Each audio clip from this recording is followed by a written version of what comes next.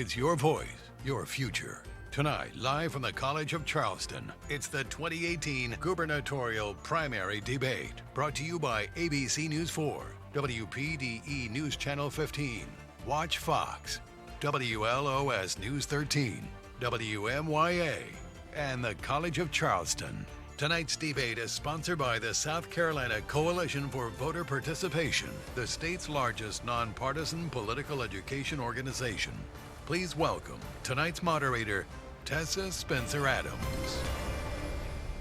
Good evening and welcome to the College of Charleston. I'm Tessa Spencer Adams, co-host of Good Morning Charleston, and this is the Republican gubernatorial debate.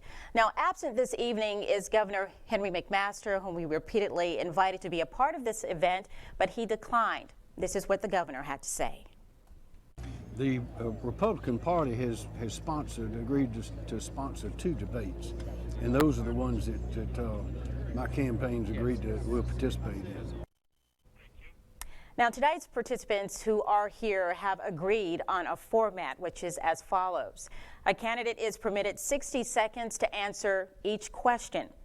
Each candidate is permitted 3 30-second rebuttals, which they may use at their discretion to rebut an opponent's answer. However, those 3 rebuttals must be used before their closing statements. Each candidate is permitted a 60-second closing statement at the end. If I may now introduce our panelists joining me this evening, they are Dr. Gibbs Knotts, Political Science Department Chair here at the College of Charleston. Ms. Alexandra Helfgott, a rising senior, double majoring in political science and Spanish, and former Student Government Association president here at the College of Charleston. And finally, Mr. Brian McConkey, news anchor and managing editor at Watch Fox in Columbia. Now, in the interest of time and out of respect for each candidate, we have asked our live audience to refrain from clapping, cheering, or otherwise making noise, with 2 exceptions. The first being at the conclusion of tonight's debate. And right now, as we welcome our candidates in alphabetical order, they are Lieutenant Governor Kevin Bryant, former Lieutenant Governor Yancey McGill. Y'all can clap. They can. Catherine Templeton.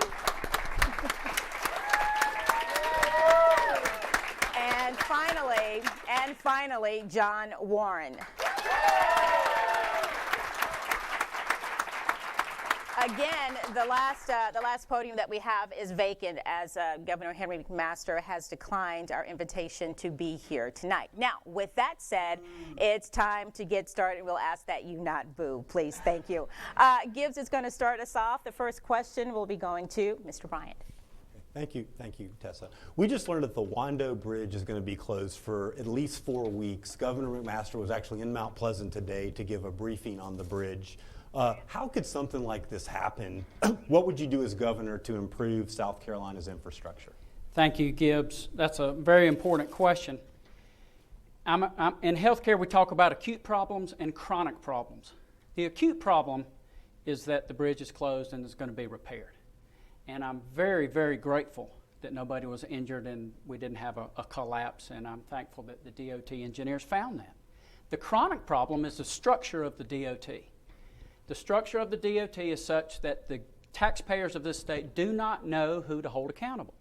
The DOT needs to be a cabinet agency level under the governor so the taxpayers know who to hold accountable. And I'm often asked, well, how do you get the legislature to let go of that power? When I was a member of the Senate in 2008, Governor Mark Sanford took the show on the road and spoke to the taxpayers all over the state and insisted on a cabinet-level agency. We had a vote in the Senate and it only failed by 1 vote. So as governor, I will take the message to the taxpayer and explain why your roads aren't being fixed. Time, Lieutenant Governor, thank you. Mr. McGill? Thank you, Madam Moderator. I will just say that it is horrible for any structure to be damaged in this state. The citizens have paid millions and millions of dollars for this particular bridge, that system, and we know what inconvenience it will be for someone to have to go around Highway 41 or meander their way back to the peninsula. I will just say that what has happened, DOT, they have many professionals South Carolina has many professionals that will make the difference in getting this bridge repaired. The problem is it's going to take a lot longer than people realize. It's going to cause a lot of inconvenience for moms and pops, grandparents, for a lot of young people trying to get to school.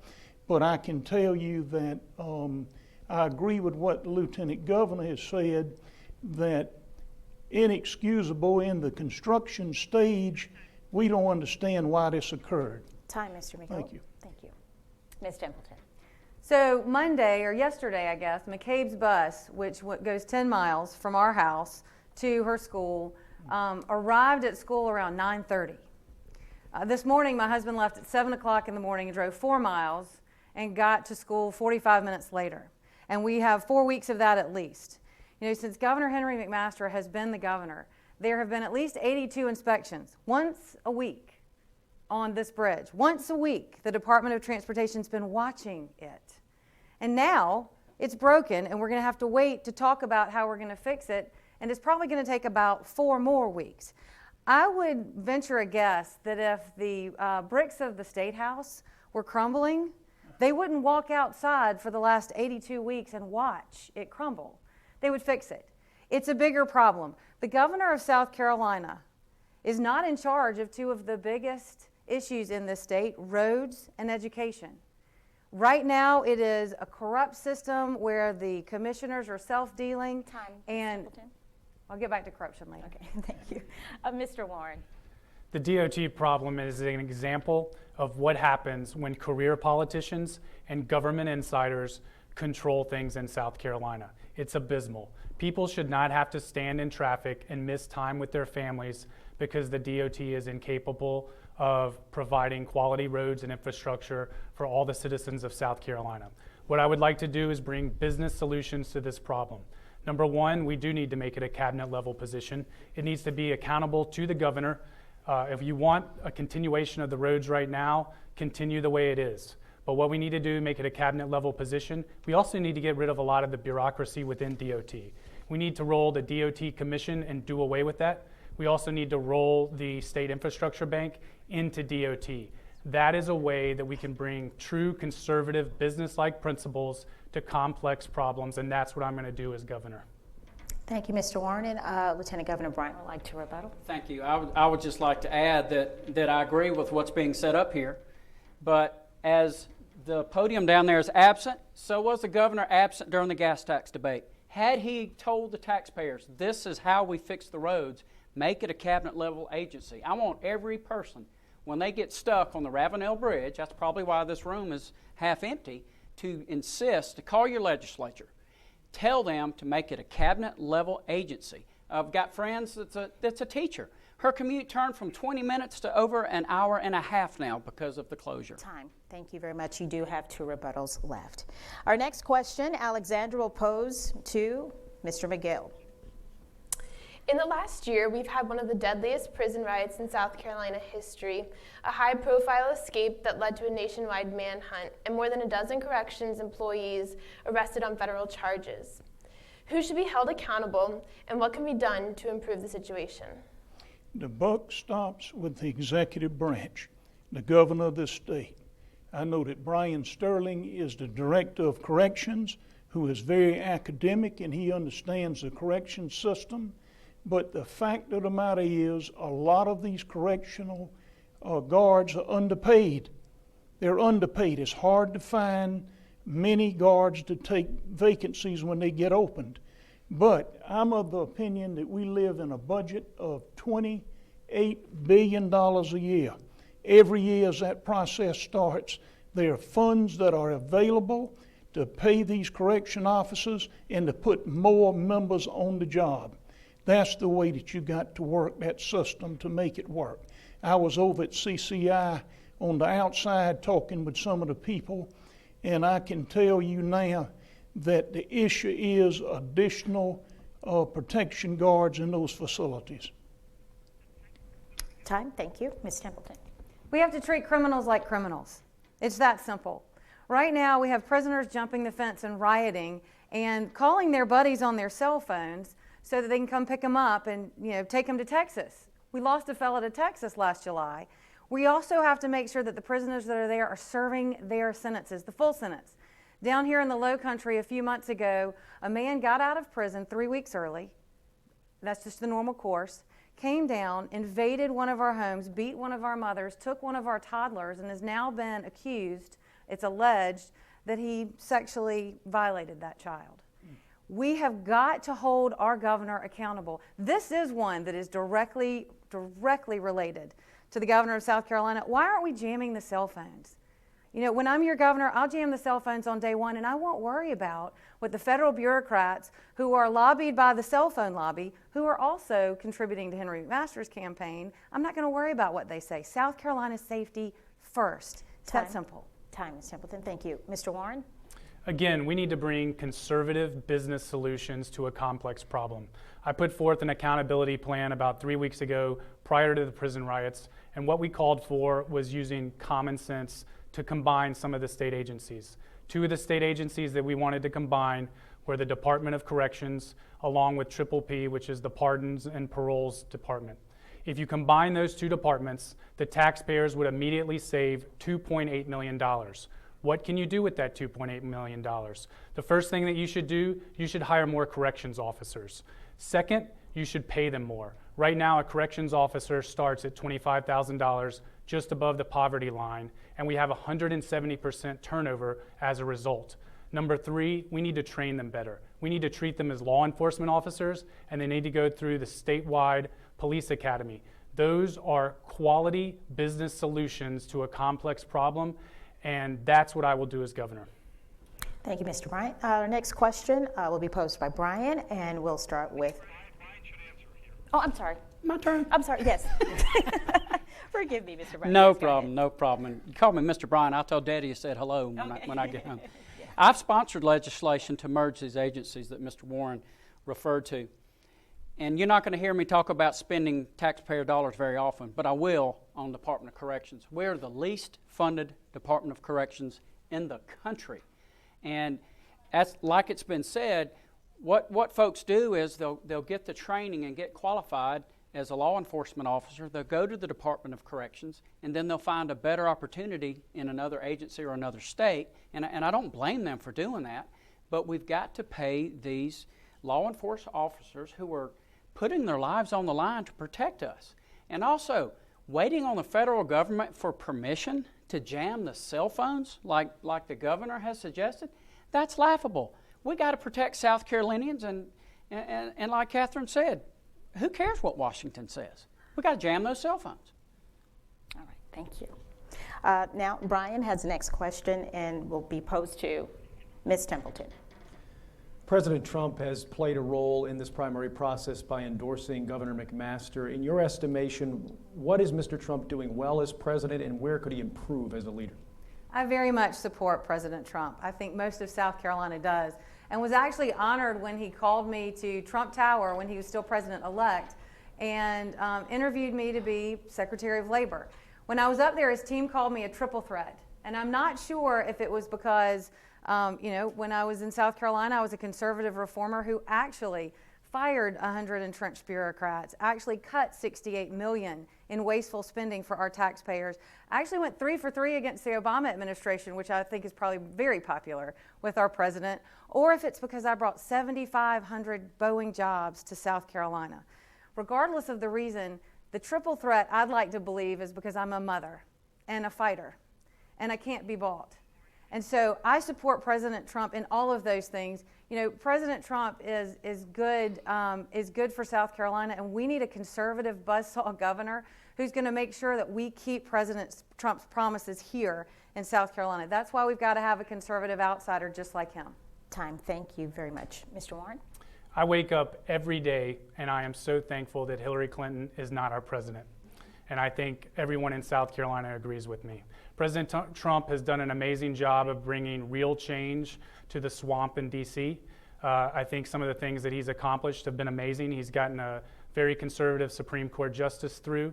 He has actually carried out strong foreign policy with pretty much destroying ISIS, bringing an end to the Cold War between North Korea and South Korea, and he's gotten tax reform done.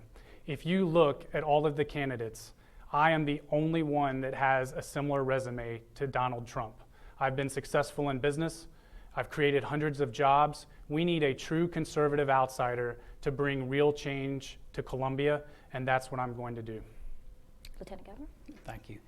President Trump is taking on the swamp. He promised to drain the swamp, and the swamp is full of snakes and alligators, Republicans and Democrats. And these snakes and alligators are fighting back. We have the same problem in Columbia. And I wrote a bill called the South Carolina Anti-Racketeering Act that has been passed in over 30 states. And what this would do would prevent what's going on right now, and it would help the ongoing political corruption probe that is surrounded by the Godfather. And the Godfather is, you can't sell your vote for millions of dollars and then walk away and pay a $1,000 fine. And this act would prevent that. But I need to point out that the Godfather is the person that this whole investigation surrounds upon. And Governor McMaster, his first order of business was he had the Godfather over at the governor's mansion for a family meeting. So he's part of the swamp, and we need to drain it. We need to return this government to the taxpayer. That's time. Thank you. Mr. McGill?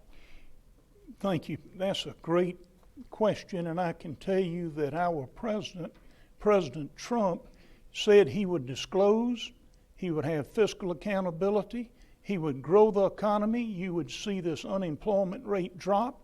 Every issue he has talked about, he has done. And he's done it with joy. He has brought joy back to this country. And I can tell you that he has brought hope for those simply that have not had hope. A lot of senior citizens across this state, they're on fixed incomes. They don't know where their monies are coming every month, but they feel a sense of hope because opportunities and the doors are opening. Children, grandchildren, their per capita incomes are growing. It makes a big difference. And so the man gave us a commitment, not so much a promise. He just said, we will change this economy where everyone will find joy in this country. And we're proud of President Trump. All right, we have a rebuttal. You know, we can no longer continue to send unaccomplished, unsuccessful people to Columbia to lead our state. If we do that, we're going to continue to see the same product, the same crumbling roads, 50th in education, high taxes in the Southeast. That's going to be the result of sending people without a successful career. We need someone that has actually created hundreds of jobs, who has signed the front of a paycheck rather than the back of a paycheck. And that's some of the unique things that sets Donald Trump and myself apart from all these other candidates. Time, thank you. And as an update for your rebuttals right now, Lieutenant Governor, you have 2 left. Former Lieutenant Governor Gill, you still have your 3, as well as Catherine Templeton, you still have your 3 rebuttals. And Mr. Warren, you have your 2. Our next question, Gibbs, that will go to Mr. Warren. So some areas of South Carolina are doing very well economically. We've got Boeing here. Obviously, BMW's had a huge impact in the upstate, but there are some rural areas that continue to struggle. What would you do to help bring jobs and economic prosperity to the rural parts of our state? So economic development curtails 2 things, or involves 2 things. Number one, it involves tax system. Right now, there are only 8 states with higher taxes than South Carolina. That's shameful. We're a very conservative state, and what do we get for those taxes? Not a lot. So we need to get rid of the special interest loopholes, bring down the income tax, and bring down the sales tax. The second thing, we need to improve our education system and ensure that people are capable of getting jobs. We need to bring back trade schools. We need to encourage apprenticeships. We need to encourage internships. And with our education system, we need to make sure we spend $13,000 a year per student, and we need to make sure that more than half of that goes to the classroom, and currently it doesn't. Liberals will tell us we have a spending problem. That is not the case. So lower taxes will create economic opportunity, and then we can have a better education system to help fill the jobs with quality employees, which will help South Carolinians throughout all aspects of the state. Time, thank you. Lieutenant Governor. Thank you. You know, when you give a tax incentive to bring someone to South Carolina, you're admitting that your taxes are too high.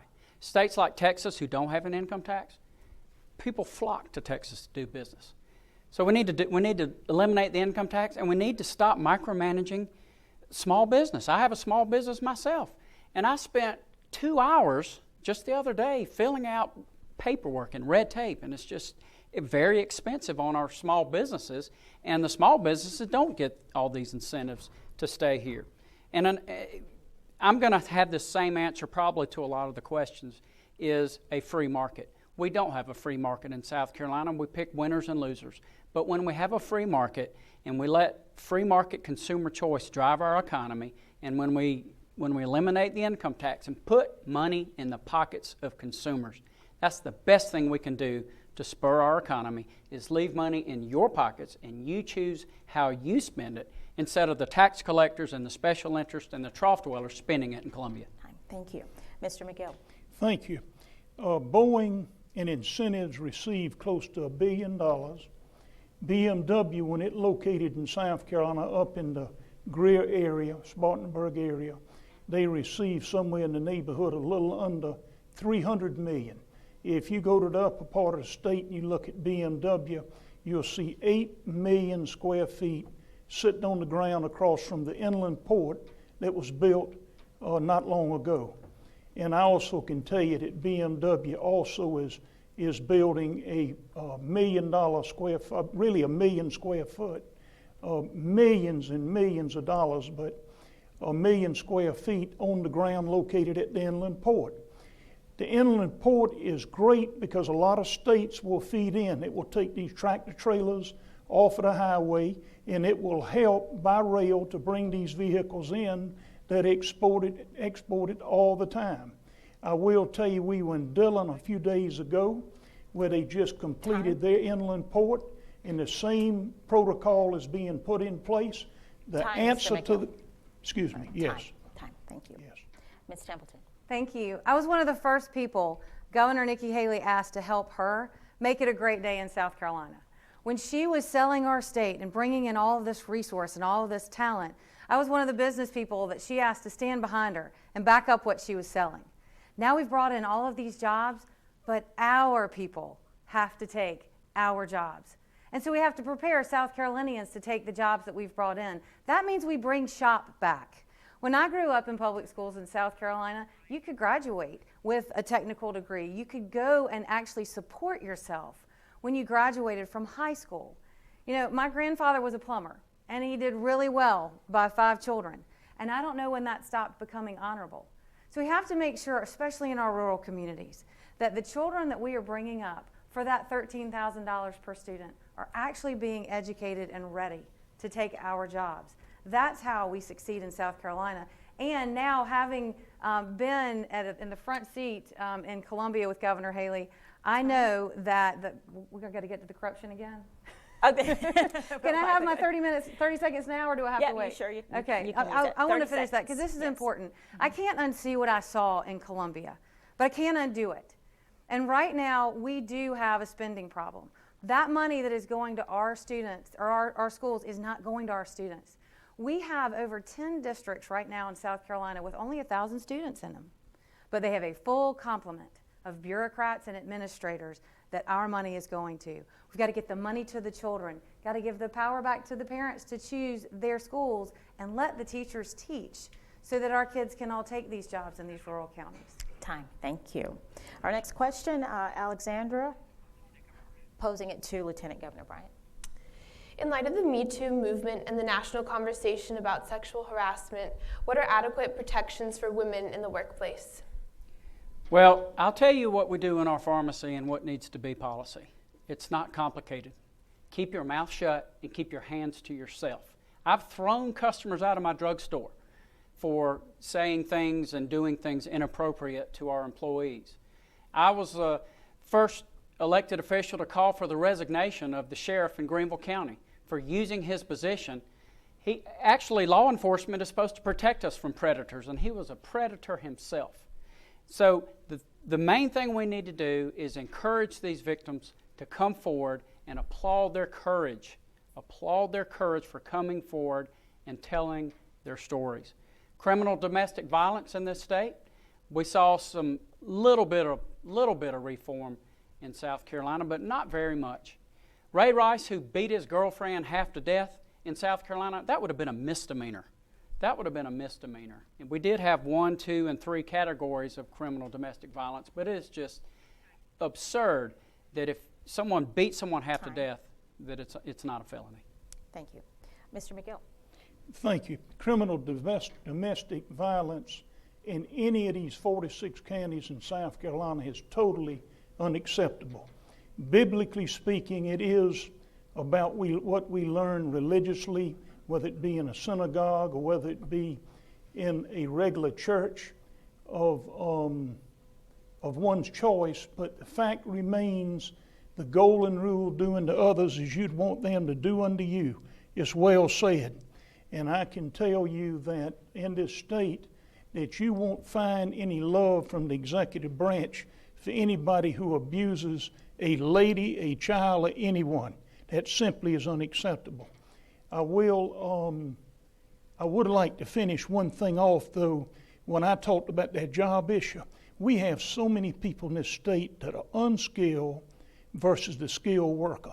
That's one of the biggest issues we have. We can bring a lot of technology jobs in. A lot of these type industries are wonderful. But Boeing had 3,000 people to apply for one job. Time. Thank you. Mrs. Templeton. You know, as it relates to the Me Too movement and to anyone who feels uncomfortable, there's a reporting system. If it happens on the job, there's actually Supreme Court law. There are actually laws in place that can protect you, and our law enforcement can protect you. You know, I was asked at a women's seminar if I felt like I should be talking about the fact that I'm the only woman running. And I said, no, I'm not going to use the fact that I have a qualifier that 51% of the population has as something unique. I think what's most important is that I first be a competent and good governor, and then bring a different perspective to it as a woman. You know, I don't want to sound insensitive at all, and that I've run that danger, but if you are uncomfortable, report it.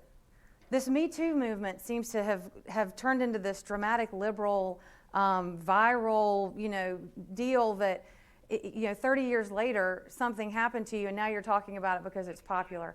We have to take a buzzsaw to criminal domestic. Ms. Templeton. Thank you. Thank you. Mr. Warren. We're 50th in education. That's appalling. What's also appalling is the fact that we are #1 in domestic violence throughout the state. As governor, I will work with law enforcement throughout the state, and I will ask them what they need to help stop this terrible problem. We need to encourage the faith-based community to bring solutions to this problem. Everything that the government touches, it doesn't turn out right normally, and what we need to do is start partnering with the private sector, partnering with innovative solutions who are advocates for the victims, and that's what I'll do as governor to solve domestic violence. Thank you, Mr. Warren. I want to remind the candidates we are about at our halfway point right now, and when it comes to rebuttals, Lieutenant Governor, you have 2 remaining. From Lieutenant Governor McGill, you have all 3 of your rebuttals. Ms. Templeton, you have 2 left, and Mr. Warren, you also have 2. And I'd like to take one now, please, if I may. You may. You won't have a stronger governor against criminal domestic violence. I have personal experience in my family with it that is very important, and I think you carry that to the office. I had an aunt who was murdered, and a mother who actually set up a thing called Sister Care in Columbia, South Carolina, to provide a safe harbor, a safe haven for women who've been abused. It is very important that we address the fact that we are 50th in criminal domestic violence, and quite frankly, embarrassing and horrible from a societal perspective that Henry McMaster, who was our Attorney General for years, has never addressed it or improved it. Time. Thank you. Brian, you have the next question, and we'll begin with Mr. Warren. Just yesterday, we learned that FBI agents were on the scene of the failed nuclear project at the V.C. Summer site in Fairfield County. It's just the latest development in that ongoing probe into that failed multi-billion-dollar project. If you were elected governor, what would you do to address that continuing situation? Santee Cooper is one of the most disgraceful things that have happened to this state. I was the only Republican to call for the firing of the board. The board oversaw a company that we all own as taxpayers that lost $4 billion. We need to fire that board. They also allowed the CEO to retire and get an $800,000 a year pension. Why am I the only one? It's because I'm the only one that hasn't taken money from the board. We need someone that cannot be bought and is going to represent the taxpayer. We need to bring in a quality board, one that has energy sector experience. Right now, there's no one other than 2 people on that board that has energy sector experience. We need to do a forensic audit to find out where the money went. And finally, what should have already happened, we should have prevented the ratepayers from paying one single dime more for a failed nuclear project that is never going to come online. And as governor, that will be one of my first tasks. Thank you. Ms. Templeton. We want our money back. It's that simple, and we want them to stop taking our money. You know, Governor McMaster was the Attorney General when this law passed, and this was a law that was lobbied for by the special interest monopolies who have given him over $115,000 in campaign contributions. And as governor, he's had not one, but 2 legislative sessions to stop them from taking from us further. So we have to get our money back. And whether or not we sell Santee Cooper, we first have to make sure that we don't straddle the debt, the $5.5 billion debt, and put it on the backs of the taxpayers of South Carolina. So when I'm your governor, I'm going to make sure we get our money back. I'm going to make sure that these special interest lobbyists cannot contribute to the people who are supposed to be protecting your money and making decisions for you. And we're going to make sure that the legislature stops these special interest lobbyists from taking. Mr. McGill. Thank you very much. I would just simply ask those in this room, it's a great crowd for those that have not seen those in this room, but and all those are listening by TV. How many of you in this room or out of this room received a state guarantee on money you had to borrow? I don't think there's a soul in here that occurred. When that legislation was passed on the floor of the Senate, the bill came to me. I looked at the bill and saw it was a guarantee that if the project failed, that the citizens of this state would have to pay for it. I did not sign the bill, passed it on. One of the few people that didn't sign the bill. But more than that, I can tell you, we didn't even support the bill. The problem is basic business. You've heard Mr. Warren tonight talk about basic business. That's what it is. Simply put, don't obligate the citizens of this state for areas that they cannot afford to pay back. That's what this boils down to. Thank you, Lieutenant Governor. The ratepayer needs their money back. If you walked to my pharmacy and ordered a product today and I told you it'd be here next week and you paid $300 and you came back next week and it's not there, you'd want your $300 back. I have learned to listen very, very carefully in Columbia to what's not being said. We've seen all these grand plans of Dominion coming in and giving these average $1,000 checks and giving a small rate reduction. Well, I asked the question of a person from Dominion, well, how much percentage is that's going to be going back to the ratepayer? And they said 60%. I said, that is unacceptable. That needs to be 100%. And then next, once we get out of this mess, and I have too called for the removal of the whole board of Santee Cooper. But I want to add that we've seen what government involvement does. We need, here again, free markets. A lot of states have free market consumer choice with their utilities. South Carolina, we do not. Florida, Pennsylvania, Texas. Time. Thank you. Next question, Gibbs, going to Mrs. Templeton. Hurricane season is 2 weeks away, and flooding's a major problem in South Carolina. We've got storm surge concerns here in the Low Country and in the PD, but in the Midlands, they had very serious flooding with a 1,000-year flood. What can the state do to improve the infrastructure and make communities better prepared for these types of natural disasters? Thank you, Gibbs. You know, for those of you watching that don't know, when it floods on the peninsula of Charleston, the doctors actually get in their kayaks and go to the hospital. So if you're a patient and you need to go to the hospital, that's just too bad. You know, I'm the only person up here that has sat through a number of natural disasters. Governor Haley drilled us and drilled us and drilled us. We sat, and I was in charge actually of the State Emergency Response Commission. I sat on the Homeland Security Advisory Council. You know, I had secret security clearance with the CDC and dealt with Ebola and dealt with, you know, good gracious, the plutonium that comes into the harbor and moves over the roads in South Carolina. It is so important for us to have a governor who understands how to keep us safe.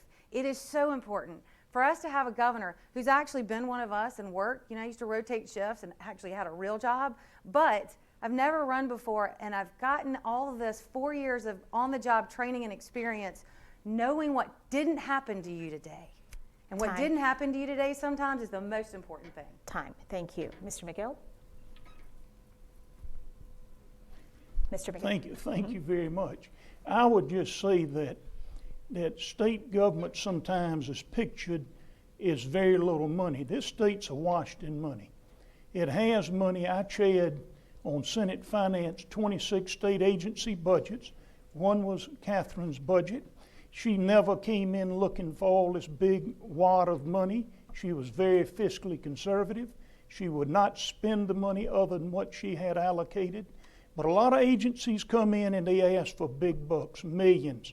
And the first question you ask, what did you do with your money last year? What are you going to do with this money this coming year? And how much money do you have on hand? Agencies never wanted to answer that question.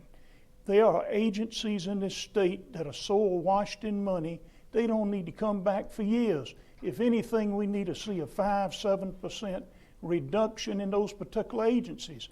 Emergency preparedness, we were over that budget for years. When Mark Sanford was governor, Thank you. Mark Sanford pushed for emergency funding specifically. Time. Thank you. I want to get that in on behalf of the former Thank governor. you. Thank you, Lieutenant Governor. Thank you. I too have sat through the process when we had the last hurricane season, because under the Lieutenant Governor's office is the Office on Aging. But I need to stress one more time that the problem with our infrastructure here again is because of the structure of the DOT. The legislature has so much control of the DOT. We've seen the money flow to Greenville, and then we've seen the money flow to Charleston, and now Charleston is being punished. That's why we've got this bridge that's out right now. But the governor was absent during the gas tax debate, the highest tax increase in South Carolina history, to pour more money in a broken system. The DOT needs to be a cabinet-level agency under the governor so the taxpayers know who to hold accountable. It's like a bucket with holes in it, and it's running out of water. You fix the holes first before you pour more water in it. And that's the same way I look at the Department of Transportation to fix our roads. Thank you. Mr. Warren. I continue to believe that the DOT needs restructuring as well, but what was mentioned was a natural disaster such as a hurricane. And in those times, we need real leadership. And I can tell you that in leading 300 combat missions as a Marine infantry officer, no one is better prepared to lead our state than I am. I can tell you, too, that I view being governor of our state as being commander-in-chief. And the number one thing that I will do as governor is protect our citizens. I will protect our citizens in terms of protecting our children in schools. I will not allow shooters in there. In terms of hurricanes, I will act swiftly. I will have a strategic plan, and I will help with the infrastructure to improve that. Right now, the infrastructure is so bad, we would have certain parts of Mount Pleasant not being able to get out and being diverted to a different route because of 526 being shut down. So we need real leadership. We need a Marine in times of crisis. Thank you. Alexandra will now present the next question. Mr. Former Lieutenant Governor McGill will begin with you. School shootings have been a hot topic lately.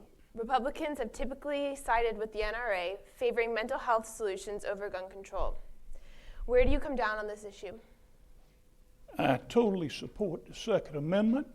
I come from a community that grew up hunting. That was a sport in our community. But I can tell you this, there are responsibilities in driving an automobile or using a weapon. And I can tell you that I'm of the opinion when one area has young people saying we have a problem with a mental issue with a child, and it's ignored and it's ignored and ignored. Unbelievable. Across this state, we need to have a policy that at any inkling that individual would be carried before juvenile justice, as well as a lot of the leaders at SLED and some of the federal agents. I'm telling you now, a lot that occurs is because we don't look and listen to what we're being told. Now, do we need security officers in the school? I'd say yes. I was talking to 2 highway patrolmen 4 weeks ago, and here's what they recommended. Time? Yeah, go ahead. Lieutenant Governor. Thank you. Alexander, the way to stop an active shooter is to shoot back. That's why we never see these shootings in places like gun clubs. We see them in gun-free zones. And we've got to protect our children. I have authored legislation to remove the mandate that says districts can only have a uniformed law enforcement officer to be armed in schools. Now, do I say we ought to arm teachers or other school district personnel? I say not from the Columbia level. I think that ought to be a local decision. But when we talk about gun control, I have sponsored the first South Carolina constitutional carry. Constitutional carry makes the CWP, the concealed weapons permit, it makes it optional. Because right now, to get your CWP, you have to go to government and ask government for permission for a right that's granted to you in the Constitution. We need to pass constitutional carry. Thank you for the question. Time. Mr. Warren. As governor, the number one responsibility should be to protect our citizens and especially our children. How do we do that in schools with gun violence? We use common sense and we use conservative business solutions. At Lima One, which is my company, we have multiple entrances.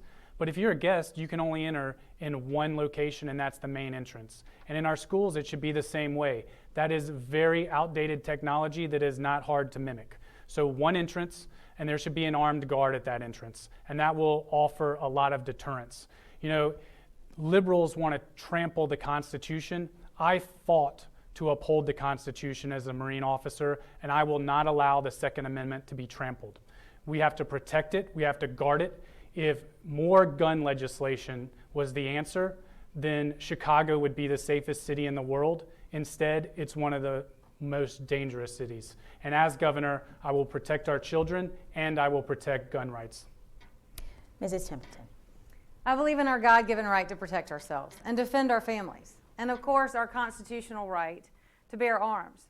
In fact, when I worked for Governor Haley, when I fired those 100 entrenched bureaucrats I told you about, SLED came and did a threat assessment at our agency and said, you probably should start doing some things differently. One of those things is to get a concealed weapon permit and start carrying to protect yourself. Can you imagine? I had a civilian job where I had to carry because I fired people and had to protect myself. But I still carry today because I'm not finished doing the right thing. Now that said, and I agree with Lieutenant Governor Bryant that constitutional carry should pass because I have a CWP simply because it's the law, but we shouldn't pay a fee for our constitutional right. I'm also a mom. And my child gets on the bus and goes about, 3 blocks from one of the highest crime rates in the state. I'm terrified of school violence. I'm terrified of a school shooter. But what makes me feel more comfortable is knowing that we will have an armed law enforcement guard in every single school if I'm the governor. Actually, Lieutenant Governor Kevin Bryan, you'd like to. Thank you. I would like to respond. I had a conversation with Charleston's own Senator Marlon Kempson. He said, you really ought to support some common sense gun reform. I said, Senator, I do. I support and I sponsored constitutional carry. That's the kind of reform we need so we can protect ourselves. Thank you. Before we move into our final question, as we are nearing the end of the debate, I just would like to remind you that you, Lieutenant Governor, have 1 rebuttal left. Former Lieutenant Governor McGill, you still have your 3. Mrs. Templeton, you have 1 left. And Mr. Warren, you have 2. And these rebuttals may not be used to extend your closing arguments. We'll go into our final question now, presented by Bryant, and it will be for Lieutenant Governor. Lieutenant Governor, you briefly referenced the ongoing State House corruption investigation a little earlier, so now a question that can allow all of you to drill down into that a little further. Since that has begun, a number of lawmakers have been indicted. Some of those cases have been resolved, but there has not been a day of jail time served. In your estimation, is justice being served? No, absolutely not. A lawmaker, Rick Quinn, was caught selling his votes for millions of dollars, and he had to pay a $1,000 fine. That's an insult to you, the taxpayer, and it's an invitation for corruption.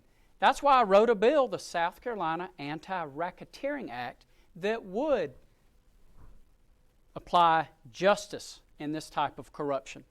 it would put this godfather, who's the center around all this, either these activities never would have happened, or a lot of people would be in jail. And I do question the timing of the Democrat prosecutor on this corruption probe, because this may be a setup to elect South Carolina's next governor as a Democrat. Thank you. Mr. Warren. Corruption is a huge problem within South Carolina. It's always been a huge problem, and it's gotten worse under Governor Henry McMaster. But what should we expect when his chief political consultant for the past 30 years has been Richard Quinn? So some of the things that I would like to do as governor to end that corruption: number one, we need to get term limits through. Term limits would solve a lot of the corruption. Number two, we need income disclosure. That is really important. It's important that all the candidates on this stage actually disclose where their income comes from and whether or not any of it comes from the government. We need to protect the sanctity of being able to not carry on with the corruption as legislators, as governors, and the only way to do that is through transparency, and that's what I'll enact when I'm governor. Mrs. Templeton. I had to make notes to figure out which of the things I want to be upset about first. Let me start with this. 30 years Governor Henry McMaster has been running to be your governor, and he's not here tonight.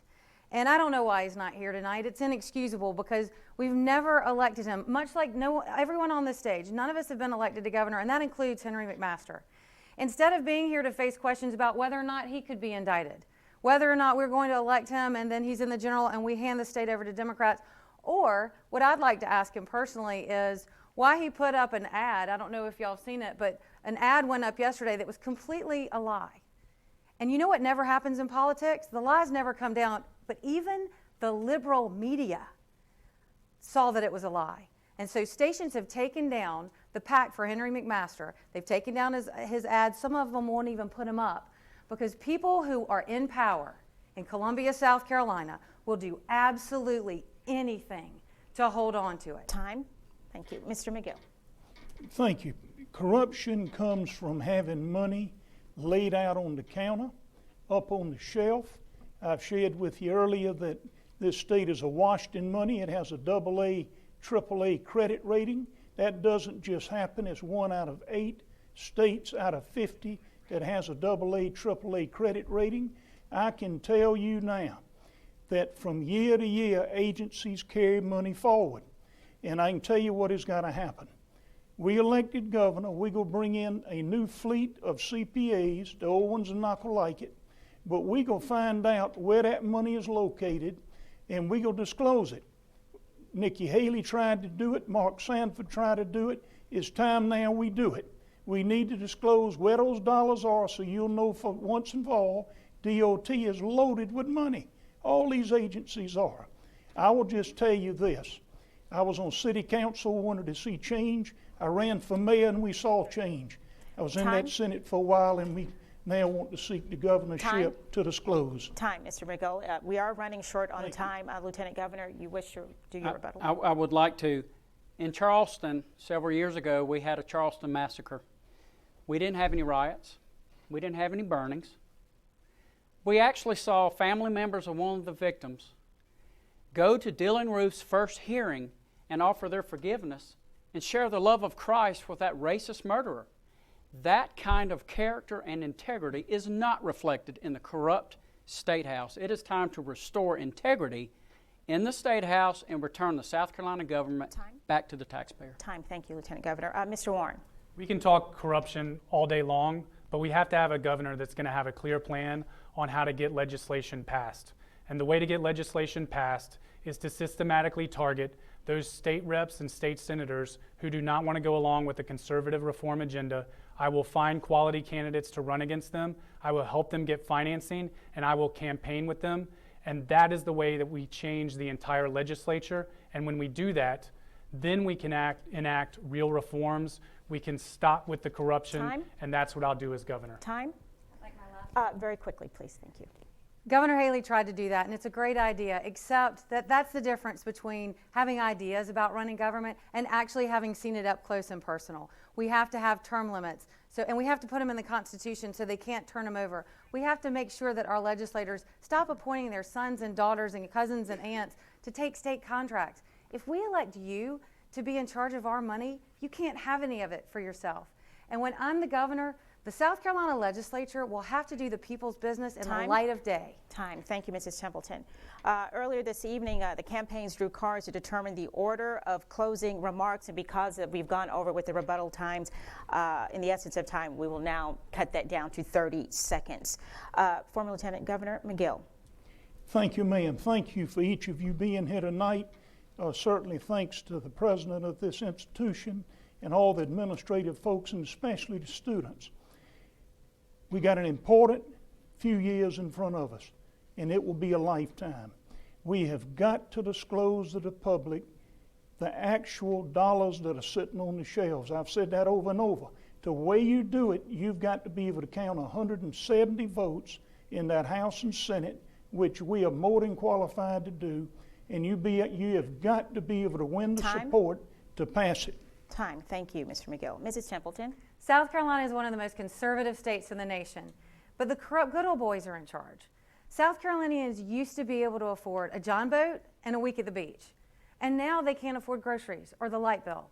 It's time for a conservative outsider who's already taken a buzzsaw to government, the only person that both Donald Trump's administration and Nikki Haley actually offered a job and asked to come help them, to go back to Columbia, reform Columbia, and make it a great day in South Carolina again. Thank you, Mrs. Templeton. Mr. Warren. This election is about leadership. We need someone that is a conservative, a businessman, and a Marine. We don't need a career politician. We've had that too often. We don't need a buzzsaw. We can purchase that at Home Depot. We need someone with the skills, who have been successful in business, who have been in the private sector, who have led Marines in combat, and who have the courage to take on the special interests. And as governor, that's what I plan to do. Thank you, Mr. Warren. Lieutenant Governor. Thank you. I'm a small business owner. I understand the crippling effects of regulation on small business. I'm a healthcare provider, so before you have a politician and a drug dealer. I'm a pharmacist. But most importantly is I have a record. A lot of things said, a lot of things we've agreed on, but everything you hear me say, everything you hear out of our campaign, we can point to a record of legislation that I have sponsored and legislation like tax increases that I have filibustered and tried to keep the tax collectors out of your pockets. Thank you, Lieutenant Governor. Well, that just about concludes tonight's debate. We'd like to thank the candidates for their participation and wish you the best of luck in your campaigns. And we'd like to thank our partner and host here, the College of Charleston, for their participation over the past 2 nights. And of course, thank you at home for joining us. We do encourage you to watch ABC News 4 for reaction to the debate and coverage of all the day's breaking news. And of course, please visit our Facebook page, ABC News 4, facebook.com/ABC News 4, and tell us who you think won tonight's debate. I'm Tessa Spencer Adams. Good night.